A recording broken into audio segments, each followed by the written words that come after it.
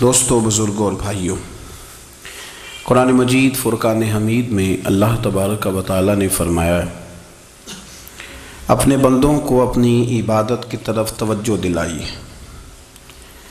اپنے بندوں کے دلوں میں عبادت کا شوق، ذوق اور نظریہ پیدا فرمایا ہے۔ فرمایا یا ایھا الناس اعبدوا ربکم الذی خلقکم، اے ایمان والو، اے لوگو، اپنے اس رب کی عبادت کرو جس نے تمہیں پیدا کیا ہے، والذین من قبلکم، اور ان لوگوں کو بھی پیدا کیا ہے جو تم سے پہلے تھے۔ تمہیں عبادت کا نفع یہ ملے گا لعلکم تتقون، کہ تم پرہیزگار ہو جاؤ گے۔ عبادت اس لیے کرو کہ اللہ نے تمہیں پیدا کیا ہے، اور اس لیے کہ تم سے پہلے لوگوں کو بھی اللہ نے پیدا کیا ہے۔ اور پھر ارشاد فرمایا کہ الذی جعل لکم الارض فراشا، وہی رب ہے جس نے تمہارے لیے زمین کو فرش بنایا ہے، والسماء بناء، اور آسمان کو چھت بنایا ہے، وانزل من السماء ماء فاخرج به من الثمرات رزقا لکم، زمین کو فرش بنایا، آسمان کو چھت بنایا، پھر آسمان سے پانی برسایا جس کے ذریعے پھل نکالے، اور وہ بھی کسی اور کے لیے نہیں، رزق لکم، تمہارے رزق کے لیے، وہ بھی تمہارے رزق کے لیے۔ یہ ساری نعمتیں تمہیں دی ہیں، اب فلا تجعلوا للہ اندادا، اب تم اللہ کے ساتھ کسی کو شریک نہ بناؤ، وانتم تعلمون، اور تم جانتے بھی ہو، تمہیں خبر بھی، تمہیں پتہ ہے کہ عبادت اللہ کی کرنی چاہیے، تمہیں پتہ ہے کہ نماز پڑھنی چاہیے، تم جانتے ہو کہ نوافل ادا کرنے چاہیے، تمہیں پتہ ہے کہ سجدے آنکھیں بند کر کے جھوٹ کی زندگی جی کے، اپنے ساتھ بددیانتی کر کے، دھوکہ دے کے، اپنے آپ کو دائیں بائیں، اپنے آپ کو کہیں مصروف رکھ کے کچھ وقت ضائع تو کر لیتے ہو، پر تمہیں پتہ تو ہے نا کہ عبادت اللہ کی کرنی، تمہیں اس کی خبر ہے۔ فرمایا اس رب کی، دیکھیں نا، انسان پر اگر کوئی شخص نیکی کر دیتا ہے، احسان کر دیتا ہے، تو انسان اس کے سامنے پھر گردن نہیں اٹھا سکتا، یار یہ میرے مشکل وقت کا دوست ہے، اس نے میرے ساتھ نیکی کی ہے، کبھی بھی گردن نہیں اٹھائے گا، جھکا کے رکھے گا۔ تو اگر عام کوئی نیکی کر دے تو اس کے سامنے انسان کبھی گردن نہیں اٹھاتا، تو جو رب ساری نعمتیں عطا فرمائے، جو کہے کہ تیری تخلیق میں نے کی، تجھ سے پہلوں کو بھی پیدا میں نے کیا، تیرے لیے زمین کا بچھونا بھی میں نے بچھایا، آسمان کی چھت بھی میں نے لگائی، تیرے لیے زمین سے ساری اناج کو، پھل کو، کھیتیوں کو نکالا بھی تیرے لیے، اب تو اس طرح کر کہ تو میری عبادت کر، تو میری بارگاہ میں جھک جا۔ بہت سارے نشے لوگوں کو لگے ہوئے ہوتے ہیں، ہر آدمی کوئی نہ کوئی نشہ کرتا ہے، کوئی دولت کا کرتا ہے، کوئی شہرت کا کرتا ہے، کوئی اپنی تعریف کا نشہ کرتا ہے، دو چار لوگوں سے تعریف سن کے مطمئن ہو جاتا ہے۔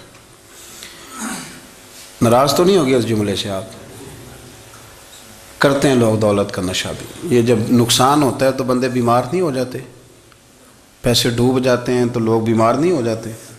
تو اس کا مطلب یہ ہوتا ہے کہ نشہ ٹوٹ گیا ہے۔ اب بہک ہوئے ہیں نا تھوڑے سے تو کانپتے ہیں، تڑپتے ہیں، پریشان۔ نشہ ہی اسی طرح ہی کرتا ہے نا، نہیں ملتا تو پریشان ہوتا ہے۔ یہ سارے نشے ہیں، مختلف قسم کا نشہ۔ اب مانتے نہیں اس بات کو، تسلیم نہیں کرتے، کیونکہ تسلیم کرنا بڑا مشکل کام ہے، اس کے لیے تو بڑی ساری چیزیں جو ہیں وہ دبوچ کے اور بڑی سارے رستے پھلانگ کے آنا پڑتا ہے، تو بڑا مشکل ہے ماننا، ورنہ کرتے ہیں ہم، ہمارا مزاج ہے۔ یہ گھومنے پھرنے کا، دنیا دیکھنے کا بھی ایک نشہ ہے، یہ بہت ساری باتیں کرنے کا بھی ایک نشہ ہے، گپ شپ کا بھی ایک نشہ ہے۔ دو چار لوگوں کی جب تک پگڑیاں نہ کھول لیں، بعض لوگوں کو نیند نہیں آتی، یہ غیبت کا، چغلی کا، بددیانتی کا، یہ بھی ایک نشہ ہے۔ اس پر ملا رومی رحمۃ اللہ نے بڑا کلام لکھا ہے، وہ کہتے ہیں مانگ کے کھانے کا بھی نشہ ہے، مانگ کے کھانے کا بھی نشہ ہے۔ وہ کہتے ہیں کہ ایک بھیک مانگنے والی خاتون تھی، تو بادشاہ کے پاس بھیک مانگنے آئی، تو بادشاہ کو پسند آ گئی، اس نے شادی کر لی۔ اب اس کو عادت تھی بھیک مانگ کے کھانے کی، تو وہ کنیزوں سے کہا کرتی تھی کہ فٹافٹ نہ روٹی لے کے آیا کرو، میں 2-3 دفعہ مانگوں تو پھر لایا کرو، کیونکہ ایک نشہ ہے نا، تو میں مانگوں 2-4 دفعہ تو پھر۔ تو انسان بہت سارے نشے کرتا ہے، یہ مانتا نہیں، یہ موبائل، یہ فیس بک، یہ سارے نشے ہی ہیں۔ اپنی فوٹو لگا لینا، سارا دن اسی کو دیکھتے رہنا۔ اور بڑے بڑے سیانے بندے جو وزادار ہیں، بڑے وزادار لوگ ہیں، لیکن وہ بھی سنجیدگی کے قائل نہیں، اس طرح کے نشوں کا شکار ہیں۔ یہ سارے نشے ہیں جو ہم نے پال لیے ہیں۔ ہمارے صوفیاء، ہمارے بزرگ فرماتے ہیں کہ تم اس طرح کرو، اگر سارے نشوں سے بچنا چاہتے ہو تو سجدے کا نشہ شروع کرو، سجدے کا نشہ شروع کرو۔ یہ نا اقبال کہتے ہیں، عطار ہو، رومی ہو، رازی، آپ بات کو سمجھیں، عطار ہو، رومی ہو، رازی ہو، غزالی ہو، کچھ ہاتھ نہیں آتا بے آہ سحر گاہی۔ کہتے بہت بڑا صوفی ہو جیسے فرید الدین عطار تھے، بہت بڑا تصوف کا امام ہو جیسے امام غزالی تھے، بہت بڑا تفسیر کا استاد ہو جیسے امام رازی ہو، عطار ہو، رومی ہو، رازی ہو، غزالی ہو، پر کچھ ہاتھ نہیں آتا بے آہ سحر گاہی۔ اگر سویرے اٹھ کے روتا نہیں نا اللہ کی بارگاہ میں، اگر تہجد نہیں نہ پڑھتا تو کچھ ہاتھ نہیں آتا بے آہ سحر گاہی۔ پھر اس کو کوئی چیز نصیب، میری بات کی سمجھ آ رہی ہے آپ حضرات؟ جب تک آپ سویرے نہیں اٹھتے، آپ اللہ اللہ نہیں کرتے، آپ کو نوافل کا چسکا نہیں، عبادت کا مزہ نہیں، فرمایا میری عبادت کرو، یہ شوق پیدا کرو، میں نے تمہیں پیدا کیا ہے۔ ہم لوگوں کے نشے ہیں، مختلف نشے ہیں، بڑا عجیب رنگ ہے۔ محفل کی صدارت کرنے والے بڑے پیر صاحب، بڑے القابات، بیچ میں سے بندہ تلاش کرنے سے بھی نہیں مل رہا، اتنے بڑے لقب ہیں اس کے، لیکن وہ سج سنور کے 2.5 گھنٹے بیٹھا رہا محفل میں، اور نماز کا وقت آیا تو اس نے مختصر سی پڑھی، وہ نکل گیا، ہلکے سے سجدے کیے۔ اتنا بڑا عشق رسول، نعت خواں، ہو کیا بات ہے، اور عشق رسول کا بہت بڑا پیغامبر، بہت بڑا مبلغ، اور بیچارہ سمجھ ہی نہیں سکا کہ اللہ کے رسول نے فرمایا تو نماز پڑھ میری آنکھیں ٹھنڈی ہو جائیں گی۔ تو یہ نشے کے عادی تو ہیں پر حقیقت کے قائل نہیں ہیں۔ یہ بس ٹھیک ہے، خوابوں کی دنیا میں لوگ زندہ ہیں، پر جن کو یہ جو نشہ تھا نا عبادت کا، یہ میرے رسول پاک کی چاہت ہے، یہ میرے نبی کریم علیہ السلام کی۔ آپ دیکھیں نا، حضور مہینوں جا کے غار حرا میں بیٹھتے تھے، کیا وہاں تبلیغ کرتے تھے؟ کوئی کتاب لکھتے تھے؟ رسول کریم علیہ السلام مہینہ رہتے غار حرا میں، کوئی نہ مجھے دیکھے، کوئی نہ مجھے ملے، حضور یہاں کیا ہے؟ فرمایا میں اپنے رب کی عبادت کروں گا۔ نبی کریم علیہ السلام نے سجدوں کے ساتھ پتھروں اور پہاڑوں کو آباد کر دیا، سجدوں کے ساتھ۔ آپ کا سجدہ آپ کو بہت ساری چیزوں سے چھڑا لیتا ہے، یہ بہت ساری جگہوں سے جھکنے سے بچا لیتا ہے۔ صوفیاء، اولیاء یہ کیا کرتے تھے؟ یہ سجدے کا ذوق ہی تو پیدا کرتے تھے، سجدے کا ذوق۔ شاہ عبد العزیز دباغ رحمۃ اللہ تعالی علیہ اپنے مریدوں سے فرمایا کرتے تھے کہ اگر تم پکے نمازی بن جاؤ نا، تہجد گزار ہو جاؤ، تو میرے پاس آنا جانا چھوڑ دینا۔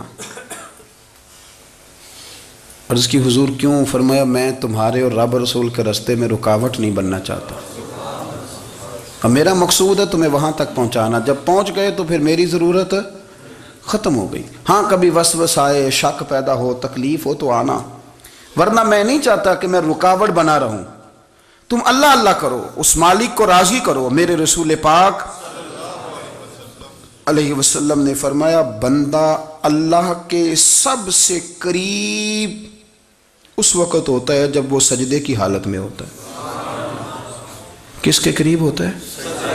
اللہ کے سب سے قریب ہوتا ہے، وہ بڑا نیڑے ہے رب کے، بڑا قریب ہے، اس لیے کہ وہ حالت سجدہ میں، وہ جب سجدے کرتا ہے نا، اس کی بارگاہ میں جب جھک جاتا ہے۔ آپ ذرا سجدے کی کیفیت دیکھیں نا، زبان بھی یہاں ہے، آنکھ بھی یہاں ہے، کان بھی، عقل بھی ساری، اس نے سارا کچھ رکھ دیا سجدے میں۔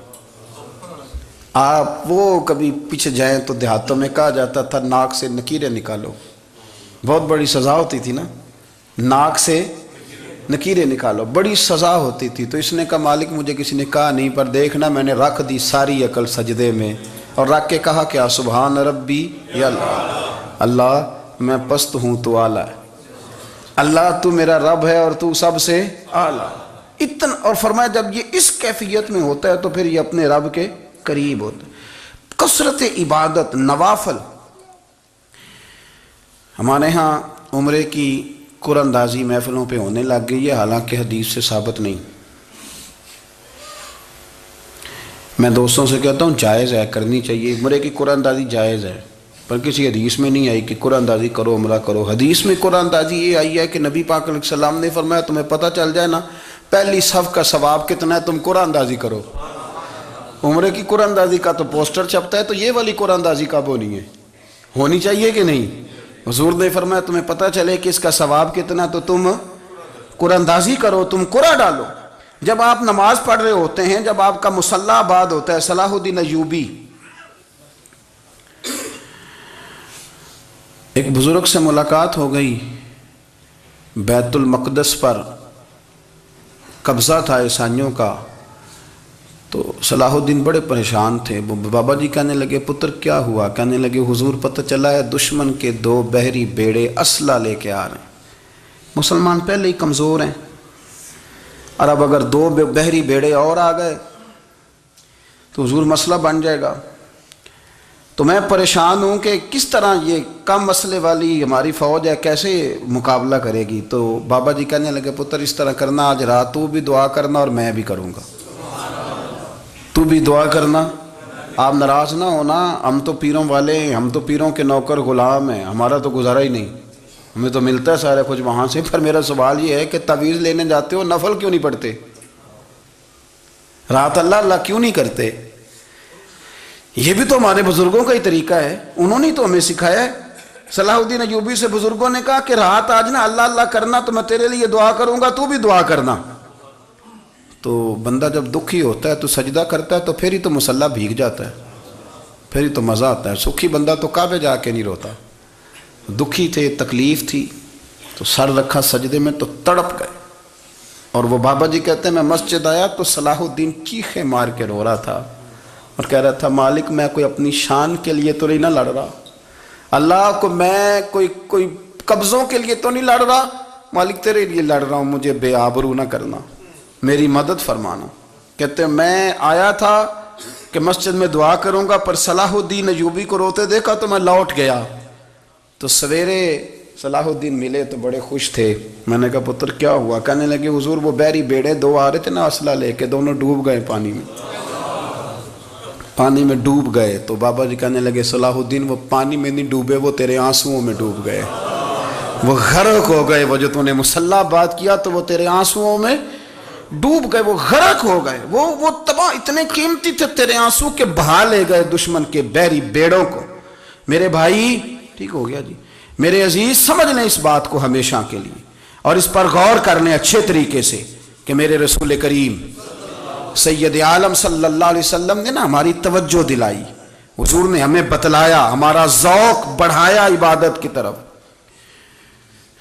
ایک صحابی تھے حضرت ابو فاطمہ رضی اللہ تعالیٰ عنہ، یہ ترمذی شریف کی حدیث ہے۔ نبی پاک علیہ السلام نے فرمایا ابو فاطمہ قیامت کے دن مجھ سے جلدی ملنا چاہتے ہو کہ دیر کے ساتھ؟ تو کہنے لگے حضور کون ہوگا جو دیر سے ملنا چاہے گا، ہم نے تو جان دے دی وعدہ دیدار پر۔ اعلیٰ حضرت فرماتے ہیں جان دے دی وعدہ اور نقد اپنا دام ہو ہی جائے گا۔ مجھے لگتا ہے کہ یہ سودا نقد و نقد ہو جانا ہے، چونکہ ہم نے جان دے دی وعدہ دیدار پر۔ آپ نے وعدہ کیا تھا کہ مریں گے تو پھر زیارت ہوگی، تو مر گئے ہم زیارت کی خاطر۔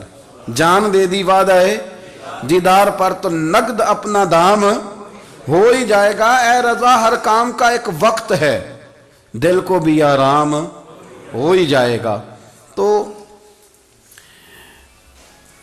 حضرت ابو فاطمہ رضی اللہ تعالیٰ عنہ سے نبی پاک صلی اللہ علیہ وسلم نے فرمایا جلدی ملنا چاہتے ہو کہ دیر سے؟ عرض کی حضور فٹافٹ ملنا ہے، میں نے قیامت کے دن آپ سے جلدی ملنا ہے۔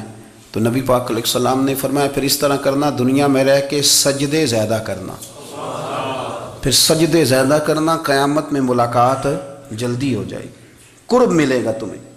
اپنے بچوں کے اندر دیکھیں نا، ہم شوق پیدا کرتے ہیں، ہمیں صحیح لفظ نہیں بولنے آتے پر ہم بچوں میں شوق پیدا کرتے ہیں کہ پتر ڈاکٹر بن جائے گا تو بڑا نفع کرے گا، تو لوگوں کی خدمت کرے گا، ملک و ملت کی خدمت کرے گا، تیرے ابا کا نام روشن ہوگا، تیرے دادا کی تعریفیں ہوں گی۔ ہم یہ ذوق پیدا کرتے ہیں، ہم اپنے نوجوانوں کے اندر یہ فکر پیدا کرتے ہیں، انہیں ہم سمجھاتے ہیں کہ میاں جب تم پڑھو گے، محنت کرو گے تو فلاں آدمی کی طرح تمہارا نام ہوگا۔ یہ جتنا ذوق ہم بچوں کے اندر ان چیزوں کا پیدا کرتے، ہمیں حکم ہے کسی طرح ہم ذوق پیدا کریں کہ پتر نماز پڑھے گا تو اللہ راضی ہو جائے گا، تو سجدہ کرے گا۔ دیکھیں نا میرے رسول کریم علیہ السلام نے فرمایا 7 سال کے بچے کو مسجد لے کے جاؤ، یعنی اسے شوق دلاؤ، اس کے اندر یہ خاصیت پیدا کرو کہ اس کا دل کرے مسجد میں جانے کا، اس کے اندر یہ خصوصیات لاؤ کہ وہ ہمارے ہاں نا ہر چیز کو پرموٹ کیا جا رہا ہے، ہر چیز کو یعنی سر سنگیت سکھانے کے لیے اکیڈمیاں بن گئی ہیں، ہر شے پرموٹ ہو رہی ہے، عبادت کا جذبہ کم ہوتا جا رہا ہے، اللہ کا ذوق ہمارے اندر نہیں رہا۔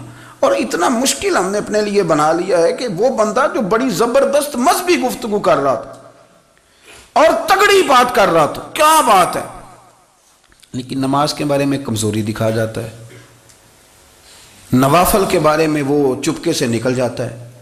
امام احمد بن حنبل رحمۃ اللہ تعالی علیہ، مسند امام احمد بن حنبل 14 جلدوں میں ہے مارکیٹ میں، اور مجھے تو خیر پسند ہی بڑی ہے، میں نے کئی دفعہ پڑھی ہے، اور کیا بات ہے امام احمد بن حنبل کی، کیسے تگڑے قسم کے محدث تھے، اور اللہ نے کتنا انہیں اعزاز عطا فرمایا ہوا تھا۔ یہ کوڑے بھی کھاتے تھے دین کی خاطر، سارا کرتا لہو سے بھر بھی جایا کرتا تھا، بڑا اعزاز والا شخص تھے، بڑے اعزاز والے، حدیثیں جمع کرنا، حدیثیں لکھنا، حدیث پڑھانا، سارا دن رہتے تھے، کہہ سکتے تھے کہ میں کر تو رہا ہوں کام، اور حدیث بھی موجود ہے کہ عالم عابد سے افضل ہوتا ہے، پر اس کے باوجود امام احمد بن حنبل رحمۃ اللہ علیہ 300 نفل فرض نمازوں کے علاوہ پڑھا کرتے تھے، 300 نوافل روز پڑھا کرتے تھے۔ ان کے بیٹے نے کہا ابا جی مکان خریدنا ہے تو کوئی جگہ کہاں کر کے لوں، بہت ساری آبادیاں، تو فرمایا پتر وہاں لینا جہاں مسجد قریب ہو۔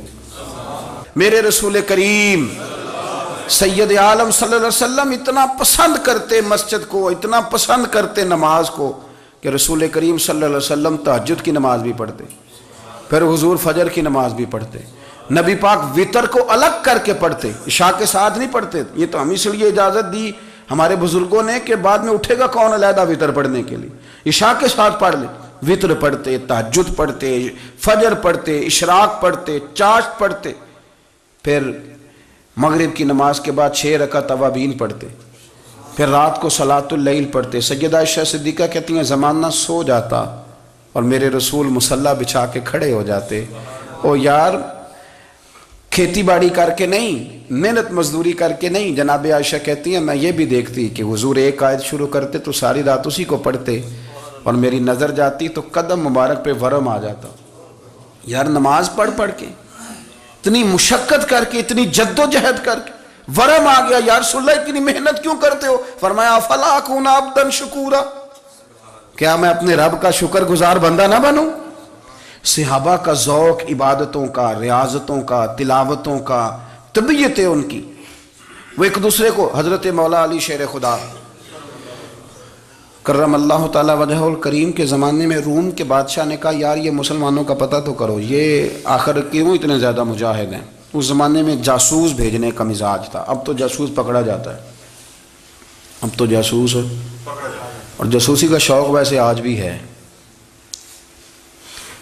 عرض کروں تھوڑی سی بات اس عنوان سے، پتہ ہے کیا ہمارا مسئلہ ہے؟ ہم جہاں جاتے ہیں نا وہاں تھوڑی خوشبو سونگنے کی کوشش کرتے ہیں، وہ کیا ہے تو یہ کیا ہے تو ادھر کیا ہے تو تھوڑا سا ادھر کیا ہے۔ میرے رسول پاک پڑھیے درود شریف، سارے پڑھیے ذرا زور سے، صلی اللہ تعالی۔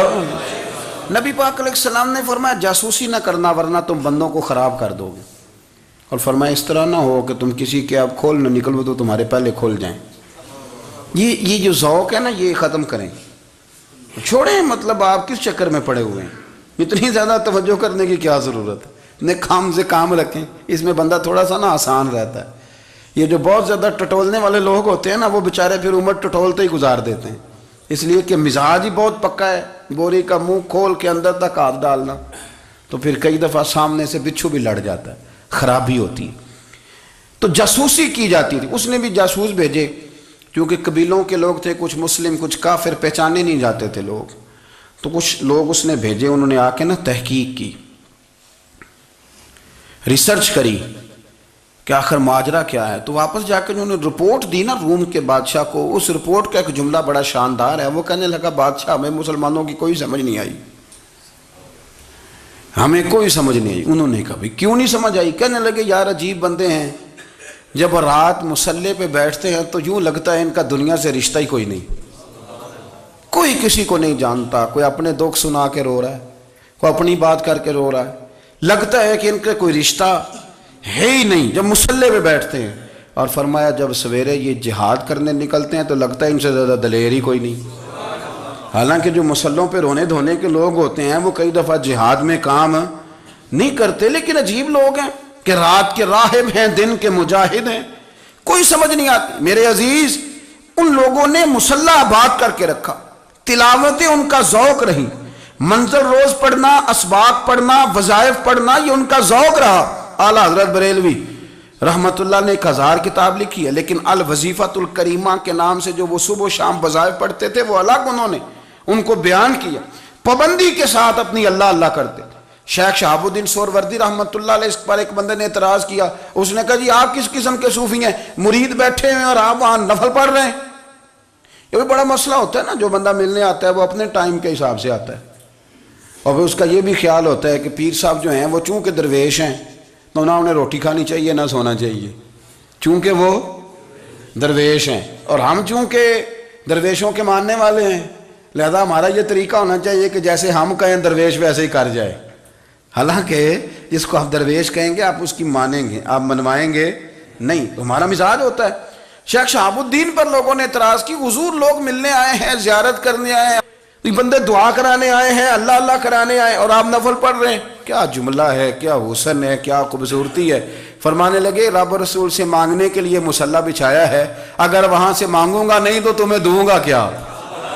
پہلے مجھے کچھ لے تو لینے دو، اگر میرے پلے کچھ ہے ہوگی تو آگے دوں گا نا، تو میں مانگنے گیا تھا کہ یا اللہ دے تیرے بندے لینے آئے ہیں، دے تو میں کچھ لوں گا تو آگے دوں گا نا، لیکن ہمارا یہ سٹیٹس، یہ مزاج، یہ شعور نہیں ہے۔ گپیں، کہانیاں، داستانیں، گفتگو، خطابت، واز، کیا بات، لیکن اگر کچھ کرنے کا کام ہو تو وہ نہیں ہم سے ہوتا۔ میرے نبی کریم علیہ السلام نے مصلی سے دل لگانے کا درس دیا، حضور نے توجہ دلائی، صحابہ اس ذوق کے حامل لوگ تھے، وہ کوشش کرتے تھے۔ جناب صدیق اکبر رضی اللہ تعالیٰ عنہ کا عبادت کا مزاج ہمیشہ قائم رہا۔ حضرت عمر فاروق ساری رات اللہ کے حضور کھڑے رہے۔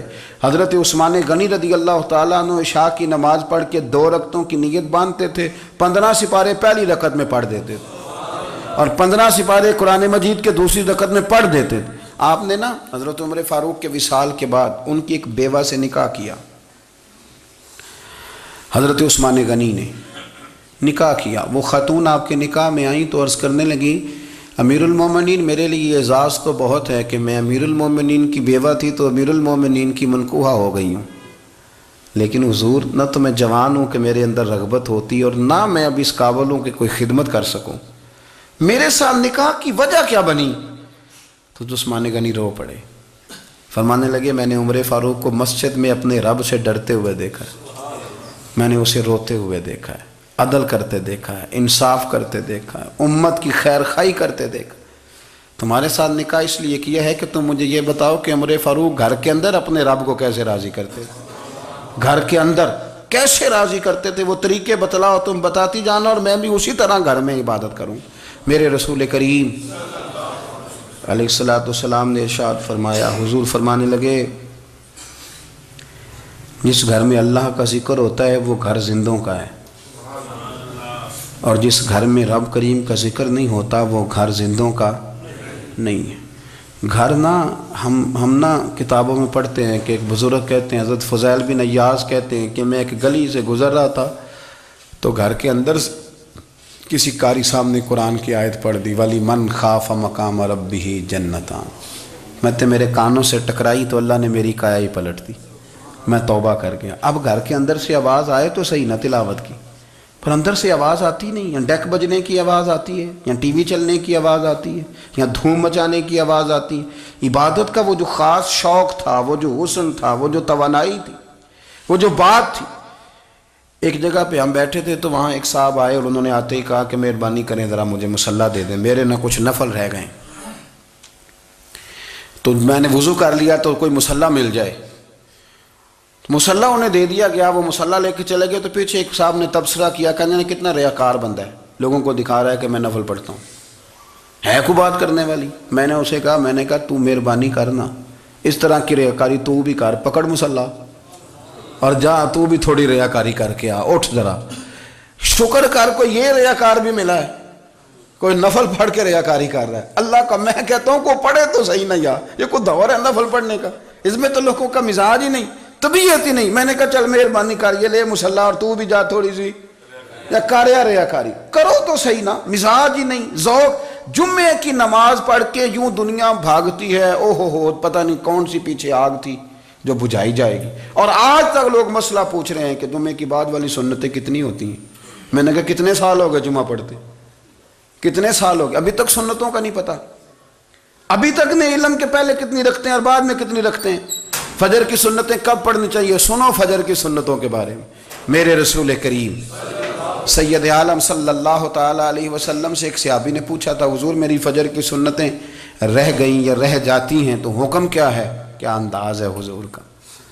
بخاری مسلم کے لفظ سنو، حضور سید عالم صلی اللہ علیہ وسلم فرمانے لگے، اس نے کیا پوچھا تھا؟ حضور جواب کیا دیتے ہیں؟ فرمایا فجر کی سنتیں کبھی نہ چھوڑنا، فجر کی پہلی 2 سنتیں کبھی نہ چھوڑنا۔ یا رسول اللہ صلی اللہ تعالیٰ علیہ وسلم میری رہ گئی ہیں، رہ جاتی ہیں۔ فرمایا فجر کی 2 سنتیں نہ چھوڑنا، فرمایا فجر کی پہلی 2 سنتیں مجھے دنیا اور دنیا کے اندر جو کچھ ہے وہ سب سے زیادہ پیاری ہے۔ فجر کی 2 سنتیں دنیا اور دنیا میں جو کچھ ہے مجھے وہ سب سے زیادہ پیاری ہیں، اس لیے فجر کی سنتیں نہ چھوڑنا۔ اپنا ذوق، اپنی طبیعت، ہم نے نا ذوق غلط بنا لیا ہے۔ اگر 20 بندے کہہ بھی دیں گے تو نے بڑی شاندار تلاوت کیا تو کیا اس سے بنے گا؟ 100 بندہ کہہ بھی دے تیری کیا بات ہے، کیا بات ہے نعت خاں کی، کیا بات ہے علامہ صاحب کی، پیر صاحب کی، پیر مہر علی شاہ صاحب رحمۃ اللہ علیہ۔ آپ تشریف فرما تھے تو آپ کے ایک ہی بیٹے بابو جی جن کو کہا جاتا ہے، جس دن صاحبزادے پیدا ہوئے تو خادم نہ وہاں سے نکلا۔ ان لوگوں کے شوق اور طرح کے تھے نا، تو ان کی توجہ بھی اپنے شوق کی طرف رہتی۔ تو خادم نکلا اندر سے، پیر صاحب مبارک ہو، پیر صاحب مبارک ہو، پیر صاحب مبارک ہو، پیر صاحب مبارک، وہ شور کر رہے ہیں۔ تو پیر صاحب کو وجد ہو گیا، اللہ اکبر اللہ اکبر اللہ، او کیا ہوا، کس بات کی مبارک دے رہے ہو؟ عرض کی حضور اللہ نے بیٹا دیا ہے۔ تو آپ فرمانے لگے اچھا حضور آپ کیا ہوا، آپ تو پریشان ہو گئے۔ فرمانے لگے جب تو نے 3 دفعہ کہا نا مہر علی کو مبارک ہو تو میں سمجھا تھا شاید تجھے کسی نے بتا دیا ہے کہ مہر علی سے اللہ راضی ہو گیا۔ میں سمجھا تھا کہ شاید تو یہ خبر لے کے آیا ہے کہ کسی نے بتایا ہے کہ مجھے آج خبر ملی ہے کہ مہر علی سے رب اچھا پتر ہوا ہے، الحمدللہ اللہ کا شکر ہے۔ پر میرے لیے مبارک کا دن وہ ہوگا جب میرا رب کہے گا کہ میں مہر علی سے راضی ہوں، میرے محبوب کہیں گے کہ میں مہر علی سے۔ آپ بات کو سمجھیں، شوق ہی کسی اور طرف تھا، دل ہی کہیں اور لگا ہوا تھا، طبیعت ہی کہیں اور مائل تھی۔ کوئی وظیفہ پوچھتے تھے تو پڑھتے تھے وہ لوگ، کچھ اللہ اللہ انہیں بتائی جاتی تھی تو کرنے کا ذوق رکھتے تھے، طبیعت تھی، قائل تھے۔ حضرت ربیع کہتے ہیں میں بڑی دور سے سفر کر کے گیا حضرت اویس کرنی سے ملنے، بڑی دور سے، اور جب میں پہنچا تو فجر کا وقت تھا۔ تو حضرت اویس کرنی کو میں نے پا لیا، تو وہ نماز پڑھ کے نا قرآن شریف لے کے بیٹھ گئے۔ فرماتے ہیں اشراق چاشت کا وقت ہوا تو نفلوں کی نیت باندھ لی۔ محدث ابن الجوزی نے لکھا ہے، فرماتے ہیں پھر جب زوال کا وقت ہوا تو مسجد میں جھاڑو دینے لگ گئے۔ زور کی نماز پڑھ کے تو عصر کی تیاری تک وہ مسجد میں بیٹھے رہے، اور میرے نبی پاک علیہ السلام نے فرمایا جو نماز کے انتظار میں بیٹھا ہو وہ نماز ہی میں ہے، وہ نماز ہی میں ہے۔ فرمایا میری دنیا میری امت کی جو رہبانیت ہے نا وہ اتنی ہے کہ نماز کا انتظار کرے، اذان کے بعد نماز کا یہ راہب ہے، یہ اس وقت چھوڑ کے بیٹھے ہیں سارا کچھ۔ فرماتے ہیں عصر تک انہوں نے اللہ اللہ کی، پھر مغرب تک کی، عشاء کی نماز ہوئی تو نماز پڑھی تو وہ تھک گئے، اب مجھے وہ فارغ ہوں مصلی چھوڑے تو میں ملاقات کروں نا۔ یہ آپ حیران نہ ہو کہ اتنی دیر بندہ کیسے اللہ اللہ کر، ہم نے کی نہیں نا اس لیے ہم پریشان ہیں۔ جو عادی ہوتے ہیں وہ کر بھی لیتے ہیں، وہ یہ کام، میری بات کی سمجھ آ رہی ہے؟ جب جاتے ہو کسی دفتر میں تو 8 گھنٹے کھڑے رہ لیتے ہو نا، مجبوری ہوتی ہے تو کھڑے رہا جا سکتا ہے۔ پاسپورٹ کے دفتر بولیے، امیگریشن کی لائنوں میں، اور میں نے تو ایمبیسیوں میں بندے 12 گھنٹے پہلے جا کے کھڑے دیکھیں، رہ لیتے ہیں کھڑے۔ تو اگر ان کاموں کے لیے رہا جاتا ہے تو اللہ رسول کے لیے بھی کھڑے رہا جا سکتا ہے۔ تو فرمانے لگے کہ جب عشاء کی نماز کے بعد آخر انسان تھے، تھک گئے، نیند کا غلبہ ہوا تو تھوڑی ایسے آنکھ بند ہوئی تو کھلی تو رونے لگے۔ حضرت ویسے کرنی ہے، رو کے کہنے لگے مالک مجھے غافل تو نہ کر، ابھی میں نے کیا بھی کچھ نہیں، دن ختم ہو گیا، کوئی نفل نہیں، کوئی اللہ اللہ نہیں، اللہ مجھے غافل نہ کر، میری مدد فرما۔ فرماتے ہیں جب وہ روئے تو میرے ساتھ جو شخص تھا، میں نے کہا اٹھو چلیں، کہنے لگا حضور ملنا نہیں، فرمایا جو میں لینے آیا تھا وہ مجھے مل گیا ہے، جو میں ان سے سیکھنے آیا تھا وہ مجھے نصیب ہو گیا، اب اور میں نے کیا لینا، ختم ہو گئی بات، اٹھو چلیں۔ اللہ کے بندوں نے حضرت ربیہ بن کعب اسلمی رضی اللہ تعالیٰ عنہ فرماتے ہیں، کہتے ہیں جب بنو قریظہ اور بنو نذیر یہودیوں کے ساتھ حضور علیہ السلام نے جنگ کا اعلان فرمایا تو وہ دشمن ہو گئے، ہمیں خطرہ تھا کہ وہ رات کو کہیں محبوب کو تکلیف نہ دیں، تو کچھ لوگ نا تلواریں لے کے نبی پاک کے دروازے پہ پہرے داری کرتے تھے۔ گن مین رکھنا حرام نہیں، اگر کسی کو واقعی خطرہ ہو تو اس کے لیے سنت بھی ہے۔ حضرت علی المرتضیٰ تلوار لے کے حضور کے گھر کا پہرا دیتے تھے۔ حضرت ربیہ بن کعب اسلمی رضی اللہ تعالیٰ عنہ فرماتے ہیں کہ رات میری ڈیوٹی تھی کہ میں حضور کے گھر کا پہرا دوں گا، تو فرماتے ہیں میں باہر سن رہا تھا، ساری رات ہی میرے نبی پاک نے اللہ کی تسبیح پڑھی، ساری رات، کبھی تسبیح، کبھی تحلیل، کبھی تحمید، کبھی تکبیر، ساری رات۔ فرماتے ہیں ساری رات حضور پڑھتے رہے اور ساری رات ہی میں سنتا رہا، مجھے اونگ آ گئی، میری آنکھ لگ گئی، حضور ابھی پڑھ رہے تھے، میں تھک کے سو گیا، اور فرماتے ہیں جب میری آنکھ دوبارہ سے کھلی تو میرے کانوں میں پھر کوئی چیز گونجی تو میں نے کان لگایا تو میرے حبیب ابھی بھی اللہ کو یاد کر رہے، ساری رات حضور رب کی عبادت کرتے۔ اسی لیے تو کہا یا ایھا المزمل قم اللیل الا قلیلا، حبیب ساری رات تو نہ جاگا کر، تھوڑا آرام بھی کر لیا کر۔ میرے بھائی اپنا مصلی، اپنی عبادات، اپنے وظائف، اللہ اللہ جو آپ نے کسی سے سیکھی ہے اس کو کبھی کمزور نہ ہونے دیں۔ شجرہ شریف جو کسی بزرگ سے آپ لے لیتے ہیں تو کیا رسم ہے کوئی؟ اس پہ کچھ لکھا ہوتا ہے، وہ پڑھنے کے لیے دیا جاتا ہے، اس پہ لکھا ہوتا ہے کہ یہ اللہ اللہ آپ نے کرنی ہے۔ ساری زندگی کسی اسکول میں داخل ہو گئے اور وہاں جا کے آپ نصاب ہی نہ پڑھیں، کتاب ہی نہ کھولیں تو پاس ہو جائیں گے؟ وہ کہتے ہیں میں 20 سال جاتا رہا ملا کچھ نہیں، تو آپ نے لیا کیا ہے؟ ایک اتنی سی کتاب تھی، اس کو تو کھول کے آپ دیکھ نہیں سکے، اس کے وظائف تک تو رسائی نہ ہوئی، اس لیے کہ اللہ اللہ کرنا مشکل ہے اور تصویر کھنچانا یہ آسان کام ہے۔ تو جو آسان ہے اس طرف ہماری توجہ لگی رہتی ہے اور جو مشکل ہے اس طرف ہم ذوق پیدا نہیں کرتے۔ یا ایھا الناس اعبدوا ربکم الذی خلقکم والذین من قبلکم لعلکم تتقون، اے لوگوں اس رب کی عبادت کرو جس نے تمہیں پیدا کیا اور تم سے پہلوں کو پیدا کیا، اس لیے عبادت کرو کہ تم پرہیزگار ہو جاؤ گے۔ مالک سمجھنے کی توفیق عطا فرمائے۔